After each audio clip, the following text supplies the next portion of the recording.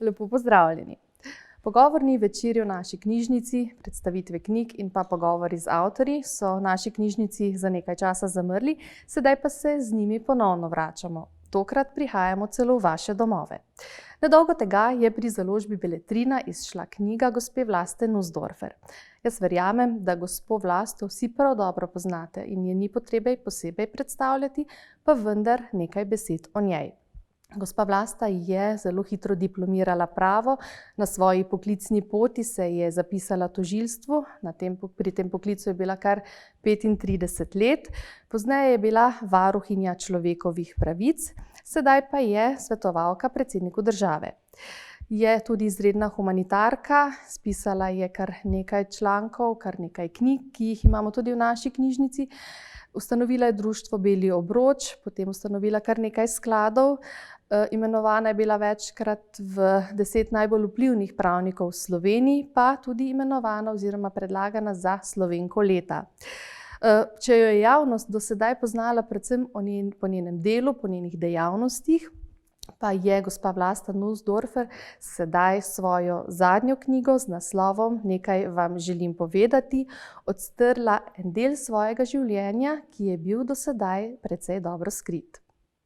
Veselje mi je, da lahko v tem času spregovorim z vami tudi na ta način. Ni tako oseben, kot bi bil v vaši knjižnici, a vendar.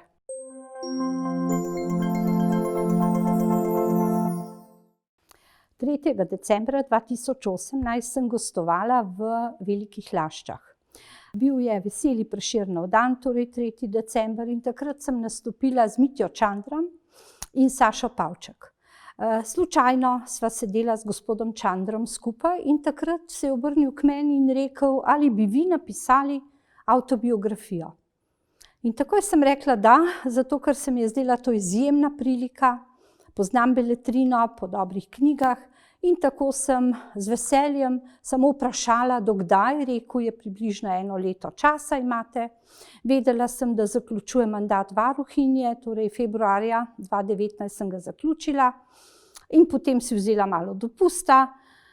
Potem prišla sem v predsedniško palačo kot svetovalka in 11. julija začela pisati 11. knjigo in jo 11.11. tudi zaključila.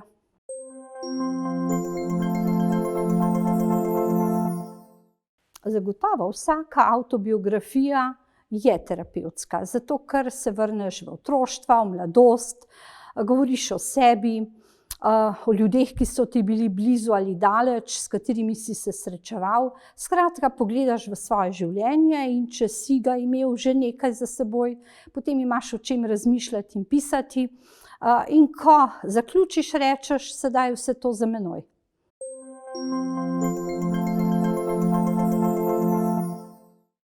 Ja, glede na ta moto, kar precejšnje. Čeprav seveda to ne opravičuje tega, da se mi ne bi trudili. Torej, da bi rekli, sedeli bi doma na fotelju, ležali nekje na plaži in rekli, kar bo pa bo, vse bo dobro. Ne, treba se truditi, vendar s tem motom pokažem, da ni treba za vsako ceno vedno nekaj doseči. In jaz sem se s tem sprijaznila, ker sem si rekla, poglej, ni mi uspelo, za nekaj že dobro. In to sem začela tako vestno uporabljati, da tudi, če mi kakšna malenkost ni uspela, recimo nisem nekam šla ali bi zamudila avtobus, sem si rekla, je tudi to v redu, bom pa ta čas nekaj pogledala, kaj kupila. Tako da z lahkoto sprejmeš to, kar se ti zgodi.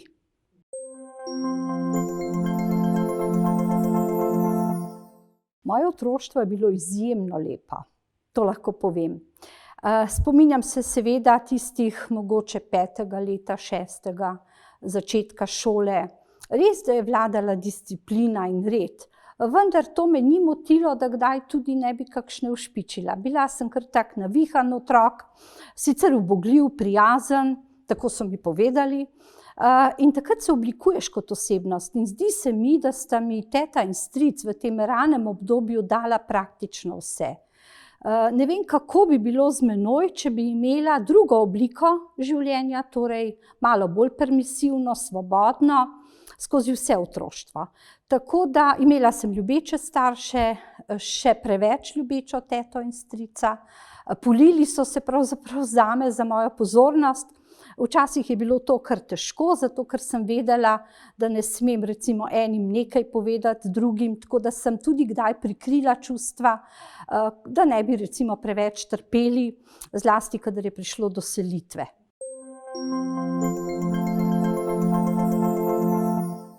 Seveda so bile čisto drugačne, ko sem pisala, tudi še ni bilo te krize korona, tako da sem uporabila ta izraz. Veste, v Kopru sem govorila pravilno slovenščino, dvojino, vikanje. Mislim, da sem imela morda 7 let in sem bila kar čudež po tem znanju, dosledno sem vikala ljudi, kar danes še mnogi ne storijo, tudi kasneje. Uporabljala strogo dvojino, vedno. Ko sem prišla seveda na Primorsko, takrat je veljal dialekt, mi bil kar pri srcu in takrat sem kar spremenila malo te navade. Imela sem kar 2 obliki vzgoje, obe sem sprejela, zanimivo, vsaka mi je bila nekako všeč, vendar ko sem prišla kasneje v drugo obliko, sem celo rabila nek nadzor. Ni mi bilo tako všeč, se mi je zdelo, da je prav, da otroka vzgajaš, da ima neka načela, da se drži reda in discipline, da opravi svoje obveznosti, imela sem neke zadolžitve, pa če tudi mi niso bile všeč. Danes bi zagotovo starši to zamenjali.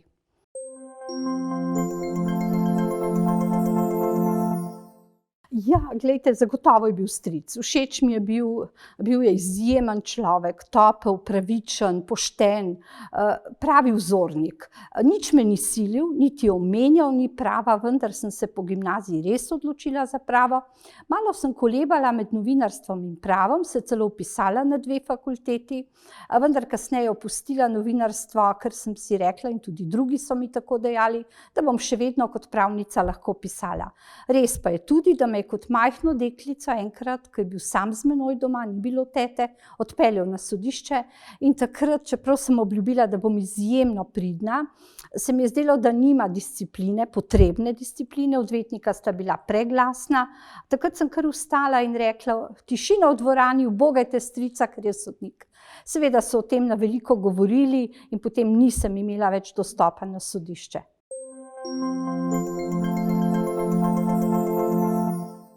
Ja, lahko bi postala, vendar veste, spet usoda je hotela, da sem potrkala na tožilska vrata in me je tožilec Bračko kar sprejel v službo kot pripravnico. Oddala sem že vlogo, če bi se morda odločila za pritličje, ker je bilo sodišče v sodni palači, morda bi postala sodnica, kajti ko sem naredila pravosodni izpit, mi je tedanja predsednica Vrhovnega sodišča, ki je bila tudi predsednica izpitne komisije, ponudila službo na sodišču, vendar jaz sem jo imela že na tožilstvu.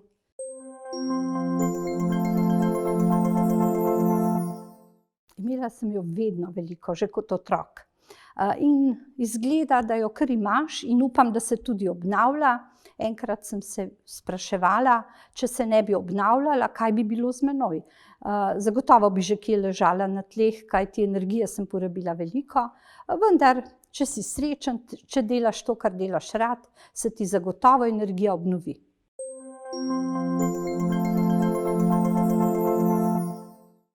Ne, vse sem delala tako rada.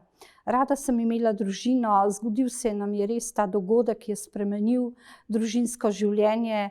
Moža so invalidsko upokojili leta 1991, ampak glejte, ne moreš kar obupati, vsak ima nekaj. Nekdo bolezen, smrt v družini, vse, kar je prišlo mimo mene, nekako sem zagrabila, z vsem sem se soočala, o tem več v knjigi.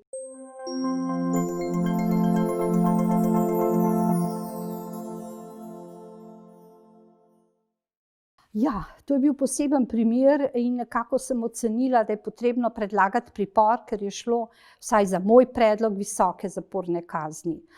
No, sodišče je to sprejelo, si vzelo nekaj časa za razmislek, ali bo obsojen ali bosta, bila sta 2 obtoženca in tudi odredilo za oba pripor. In tako so oba pripeljali na sodišče vklenjena na tisti dan, ko je bila razglašena sodba. Ker so povedali, da bi sicer pobegnila vsaj eden, so seveda novinarji potem rekli, zlasti eden mi je takoj rekel, poglejte, uspeli ste, kaj bi bilo, če danes tega recimo enega ne bi bilo, ker bi pobegnil, potem bi dolgo pisali, najbrž vsako leto o vas, kje je ta, ki je obsojen na 30 let. Tako da takrat sem se res vprašala, malo so pisali o tem, kako dober je bil ta predlog in kako dobro se je sodišče odločilo, veliko več bi najbrž, tako vemo, iz različnih primerov, ko nekdo ne uspe, kaj spregleda, nikoli kasneje ne pozabijo omeniti, kdo je to bil, kaj se je zgodilo, in takrat, veste, pozabijo na vse uspehe. To mi je včasih zelo težko poslušati, zato ker ima lahko nekdo v svojem življenju, karieri, kateregakoli poklica, ni nujno, da je tožilec, sodnik, zdravnik, velike uspehe. Ampak potem se enkrat mu zgodi neka smola, nesreča, nekaj pozabi, spregleda, lahko gre za malomarnost in potem se samo to, če lahko rečem, kar rola. In potem ga ljudje poznajo samo še potem. In to se mi je zdelo krivično.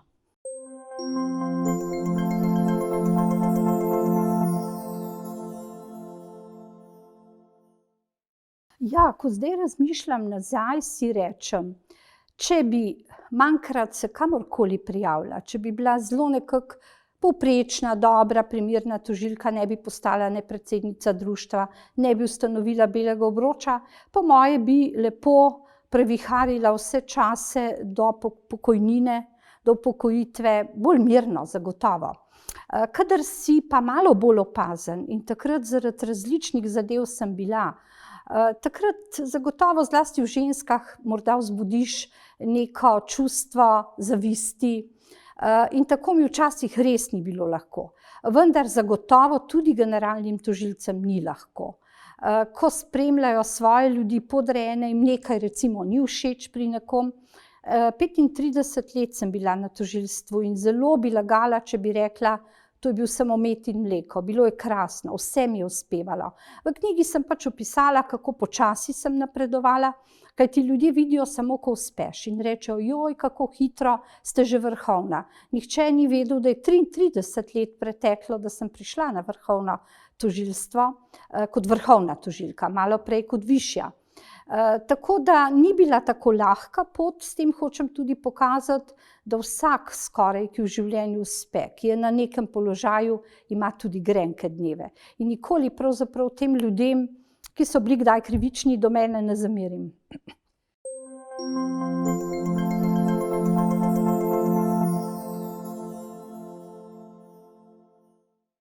Prvič res, ko sem postala varuhinja, so mi manjkali ravno ti 4 glasovi Nove Slovenije in zato mi je veliko pomenilo. Ko je vstal in ko sem predstavljala to svoje zadnje poročilo, je rekel, sedaj bi vam pa tudi mi dali te manjkajoče glasove.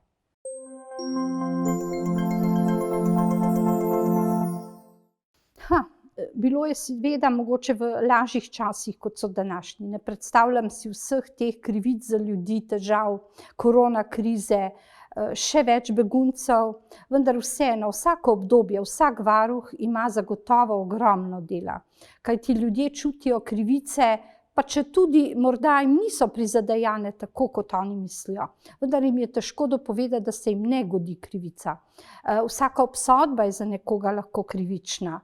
Če je pravnomočna, vanjo ne moreš posegati, nihče nima te pravice. Vsak pač mora na svoje pravne poti. Tako da dobila sem ogromno pobud, delali smo zelo veliko, imela sem krasen kolektiv, se lahko pohvalim z njim. Tako da mi na to obdobje ostajajo zelo lepi spomini, vendar zelo, zelo veliko dela. Delala sem tudi ob nedeljah, razen sobot praktično cel teden in to cele dneve, ampak splačalo se je in z veseljem sem prišla v službo tudi v nedeljo.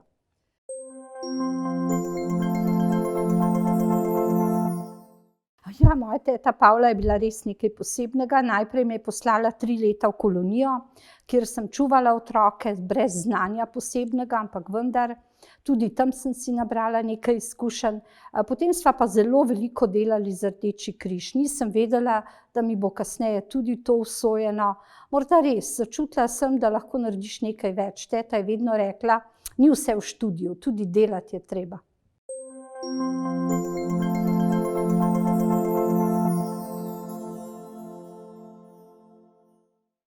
Res je, no, veliko sem naredila na tem, ta humanitarček ni moj projekt, da se ne bi kitila s tujim perjem, res pa, da sem imela 10 let, preden sem postala varuhinja Beli obrod Slovenije, ki je pomagal tisočim ljudem. Zbirali smo prostovoljne darovalce kostnega mozga, tudi tam. Bila sem predsednica kluba Janinih Slovenk. Veliko sem se posvečala humanitarnosti. Saj to mogoče je pa tudi razlog, da ob službi delaš še eno službo in da se ljudje čudijo, kako to zmoreš, in potem imaš tudi kar nekaj težav. Zdi se mi, da je prirojeno, zato ker tudi kot majhen otrok v Kopru, tako so mi povedali, tega se prav dobro ne spominjam, sem vedno gledala izložbe in razmišljala, kaj bi drugim kupila, ne sebi. Vedno so rekli, kaj bi pa ti rada, sem ka ne, to bi pa jaz vam kupila. Tako da očitno nekaj je tudi v genih.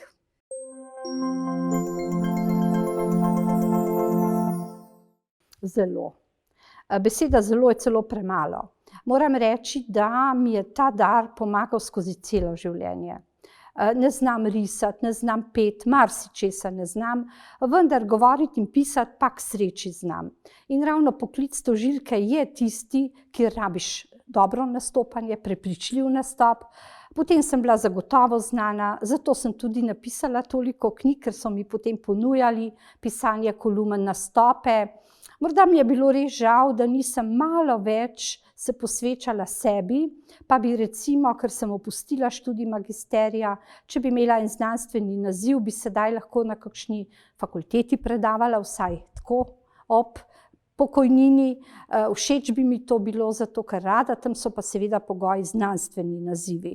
Tako da nastopam kar precej kot gostujoča predavateljica vsako leto, vendar ne za tiste stvari, kjer je potreben pač ali doktorat ali pa vsaj magisterij. Z ozirom na moje želje po nastopanju bi mi torej ta DR manjkal, a ne? Ampak nič hudega, sem pa naredila toliko drugega, če bi recimo se posvečala samo sebi, študiju, potem bi imela najbrž ta naziv, pa česa drugega ne.